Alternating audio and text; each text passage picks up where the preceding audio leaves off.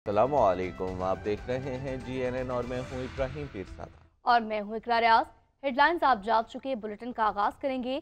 जौहरी तनाज़े पर अमरीका और ईरान बराह रास्त मुज़ाकरात का आज से आगाज। तर्जुमान वाइट हाउस कैरोलिन लेविट ने कहा, ईरान से बराह रास्त मुज़ाकरात होने जा रहे हैं।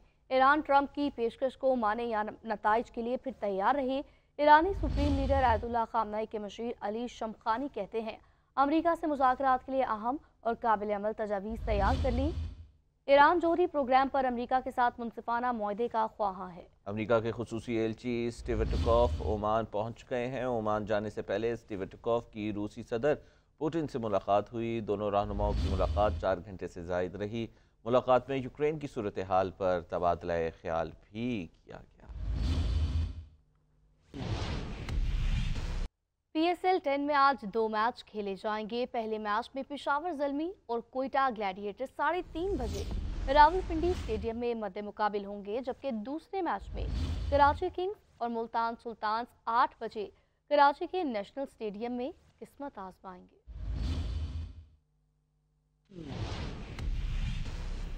पाकिस्तान और बेलारूस के दरमियान ताउन के नए बाब का आगाज हो गया। दिफाई, सनती, तजारती और पोस्टल शोबों में मुतअद्दिद मुआहदों और मफाहमती याददाश्तों पर दस्तखत भी किए गए।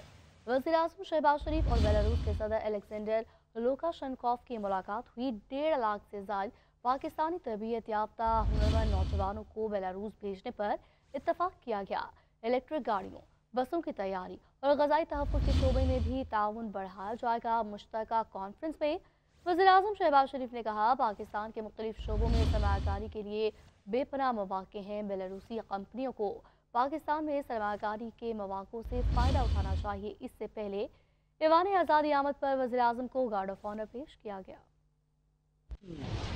वज़ीर-ए-आज़म शहबाज शरीफ और बेलारूस के सदर अलेक्जेंडर लुकाशेंको की मौजूदगी में मुख्तलिफ शोबों में ताउन के मुआहदों और मुफाहमती यादाश्तों पर दस्तखत किए गए। दोनों ममालिक की वजारत दिफा के दरमियान फौजी ताउन का मुआहदा हुआ, जबकि बेलारूस की फौजी सनत की स्टेट अथॉरिटी और पाकिस्तान की वजारत दिफाई पैदावार के दरमियान भी मुआहदा तय पाया। तकरीब से कबल वज़ीर-ए-आज़म शहबाज शरीफ का ऐवान आज़ादी आमद पर पुरतपाक इस्तकबाल किया गया। उन्हें गार्ड ऑफ ऑनर भी पेश किया गया और दोनों ममालिक के कौमी तराने बजाए गए। बेलारूस की अफवाज के चाको चौबंद दस्ते ने वज़ीर-ए-आज़म शहबाज शरीफ को सलामी पेश की। वज़ीर-ए-आज़म शहबाज शरीफ और सदर अलेक्जेंडर लुकाशेंको ने मुश्तरका प्रेस कॉन्फ्रेंस से खिताब में दोनों ममालिक के माबैन बाहमी तिजारत, सरमायाकारी, दिफा, ज़राई मशीनरी, इलेक्ट्रिक गाड़ियों और ग़ज़ाई तहफ़्फ़ुज़ समेत मुख्तलिफ शोबों में ताउन बढ़ाने पर इत्तफ़ाक़ किया। बादशाह ऐवान आज़ादी में वज़ीर-ए-आज़म शहबाज शरीफ और सदर अलेक्जेंडर लुकाशेंको की मुलाकात भी हुई, जिसमें दो तरफ़ा ताल्लुकात समेत पाकिस्तान से 1.5 लाख से ज़ायद तरबियत याफ्ता और हुनरमंद नौजवानों को बेलारूस भिजवाने पर गुफ्तगू हुई। मुलाकात में इलेक्ट्रिक गाड़ियों, बसेस की तैयारी और ग़ज़ाई तहफ़्फ़ुज़ के शोबे में ताउन बढ़ाने पर भी इत्तफ़ाक़ किया गया। वज़ीर-ए-आज़म मोहम्मद शहबाज शरीफ और साबिक़ वज़ीर-ए-आज़म नवाज शरीफ ने ऐवान आज़ादी के अहाते में पौधा लगाया। इस मौके पर बेलारूस के सदर अलेक्जेंडर लुकाशेंको और नायब वज़ीर-ए-आज़म और वज़ीर ख़ारजा इसहाक डार भी मौजूद थे। वज़ीर-ए-आज़म ने बेलारूस की कौमी असम्बली की काउंसिल ऑफ रिपब्लिक की चेयरपर्सन नतालिया कोचानोवा और ऐवान नुमाइंदगान के चेयरमैन एगोर सेरजेनको से भी मुलाकात की। वज़ीर-ए-आज़म ने शानदार मेहमान नवाजी पर बेलारूस के सदर का शुक्रिया भी अदा किया। वज़ीर-ए-आज़म शहबाज शरीफ बेलारूस का 2 रोज़ा सरकारी दौरा मुकम्मल करके लंदन पहुंच गए हैं और मनसक के हवाई अड्डे पर बेलारूस के वज़ीर-ए-आज़म अलेक्जेंडर तोर्चियन और वज़ीर ख़ारजा मैक्सम रायज़ेतोव और पाकिस्तानी सफारतखाने के अफसरान ने वज़ीर-ए-आज़म को रुखसत किया। लंदन पहुंचने पर Pakistani high commissioner doctor Faisal ने वज़ीर-ए-आज़म शहबाज शरीफ का इस्तकबाल किया। नायब वज़ीर-ए-आज़म इसहाक डार भी वज़ीर-ए-आज़म के हमरा थे। सदर मुमलिकत आसिफ अली जरदारी को कोरोना टेस्ट मनफी आने के बाद अस्पताल से डिस्चार्ज कर दिया गया। सदर मुमलिकत 10 दिन से ज़्यादा निजी अस्पताल में ज़ेर इलाज रहे। डॉक्टर आसिम हुसैन कहते हैं, डॉक्टर्स ने सदर मुमलिकत को फिजियोथेरेपी का मशवरा दिया है। आसिफ अली जरदारी को ईद उल फितर की रात नवाबशाह से कराची मुंतकिल किया गया था।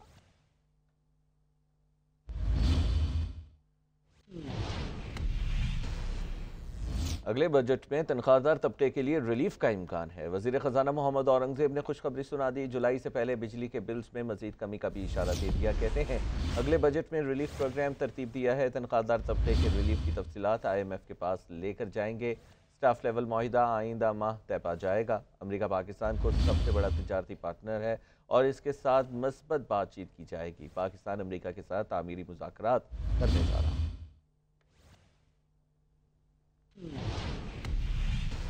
दूसरी जानिब वज़ीर आला पंजाब मरीम नवाज तुर्की के दौरे पर अंतालिया पहुँच गई हैं। वज़ीर आला ने डिप्लोमेसी फोरम 2025 के तहत मुनक़िदा बैनुल अक़वामी कॉन्फ्रेंस में शिरकत की।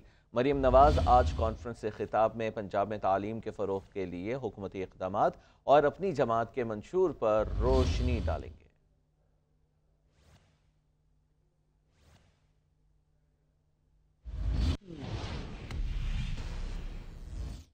और कराची में सियासी जमात की जानिब से रैली निकालने का ऐलान। कमिश्नर कराची ने ज़िला वस्ती में एक रोज़ के लिए दफ़ा 144 का निफाज कर दिया। नोटिफिकेशन के मुताबिक दफ़ा 144 के इलाके में कशीदगी हंगामा राय को मद्देनजर रखते हुए लगाई गई। दफ़ा 144 के तहत ज़िला वस्ती में 5 अफराद के जमा होने पर पाबंदी आयद की गई। रैली निकालना, मुजाहरे करने पर पाबंदी भी आयद की गई है।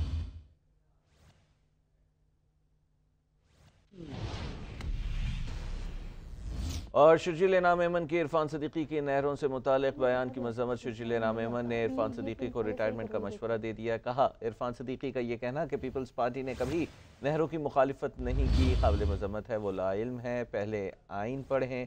और पीपल्स पार्टी का दो टोक मौक़िफ़ है कि नहरें नहीं बननी चाहिए। सेनेट में बैठे इरफान सदीकी को ये नहीं पता कि सदर को मंजूरी का इख्तियार है या नहीं।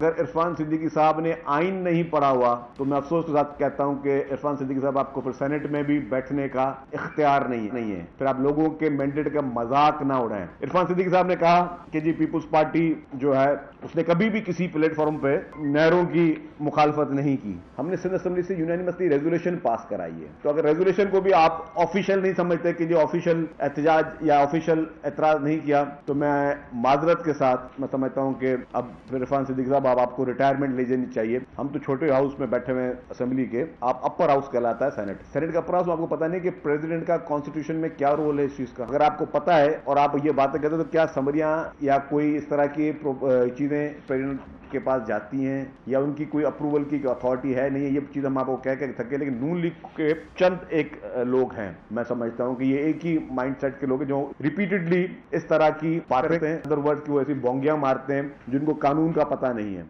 पाकिस्तान तहरीक इंसाफ के मरकजी सेक्रेटरी इत्तलात शेख वकास अकरम का कहना है कि अपोजिशन अलायंस की तैयारी मुकम्मल है। मौलाना फजलुर रहमान साहब अपनी शुरा से मशवरा करना चाहते हैं। GDA से हमारी बात हो गई है, जल्द लाहे अमल सामने लाएंगे।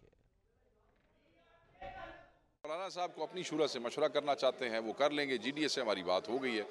जैसे ये सारी चीज़ें अगले चंद रोज़ में शेप अप होंगी, लाए अमल का शेयर जो है वो हम आपसे शेयर कर लेंगे। चीफ मिनिस्टर कई दफ़ा कह चुके हैं कि इमरान खान साहब की जो डायरेक्शन है वो उनके सर आंखों पे है।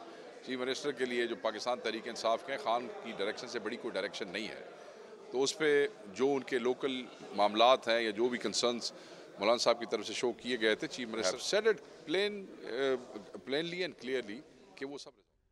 और अमीर जमात इस्लामी हाफिज़ नईमुर रहमान का कहना है कि कलमे और मस्जिद अक्सा की बुनियाद पर मुसलमान एक हैं। इसराइल से फ़लस्तीन का कब्ज़ा छुड़वाना हर मुसलमान का फ़र्ज़ है। लाहौर में गज़ा मार्च से खिताब में कहा कि हमास का दफ्तर खोल कर मुस्लिम ममालिक को इकट्ठा किया जाए। इसराइली दहशतगर्दी के खिलाफ अब फाइनल कॉल देंगे।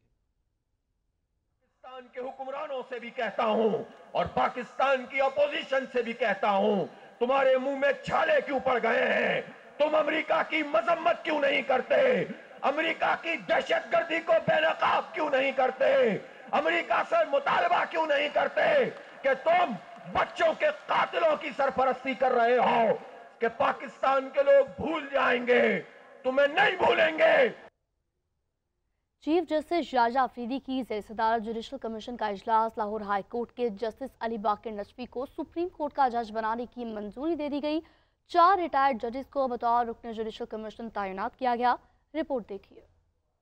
Chief justice of Pakistan justice Shahjahan Afridi की ज़ेर सदारत जुडिशल कमीशन का इजलास हुआ, जिसमें 3 नकाती एजेंडा ज़ेर गौर आया। आलामिया के मुताबिक कमीशन ने अक्सरियत राय से जस्टिस अली बाकर नजफी को सुप्रीम कोर्ट का जज तैनात करने की मंजूरी दी। इजलास में कायम मुकाम चीफ जस्टिस की जगह जुडिशल कमीशन के नए मेंबरान के तकर्रुर का फैसला किया गया। 4 रिटायर्ड जजेस को बतौर रुकन जुडिशल कमीशन तैनात करने की मुतफिका तौर पर मंजूरी दी गई, जिनमें सिंध हाई कोर्ट के जस्टिस रिटायर्ड मकबूल बाकर, इस्लामाबाद हाई कोर्ट के justice retired Shaukat Siddiqui, Peshawar high court के जस्टिस रिटायर्ड शाकिर जान और बलोचिस्तान हाई कोर्ट के जस्टिस रिटायर्ड नजीर लांगो के नाम शामिल हैं। आलामी के मुताबिक जुडिशल कमीशन ने जस्टिस शुजात अली खान से मुतल्लिक रिमार्क्स मुतफिका तौर पर हज़फ करने की भी मंजूरी दी। और सुप्रीम कोर्ट ऑफ पाकिस्तान का अदालती निज़ाम में आर्टिफिशियल इंटेलिजेंस के इस्तेमाल से मुतालिक बड़ा फैसला। अदालत के मुताबिक इंसानी फैसला साजी की खुद मुख्तारी को किसी भी सूरत मुतासिर न किया जाए। तफसीलात इस रिपोर्ट में देखिए।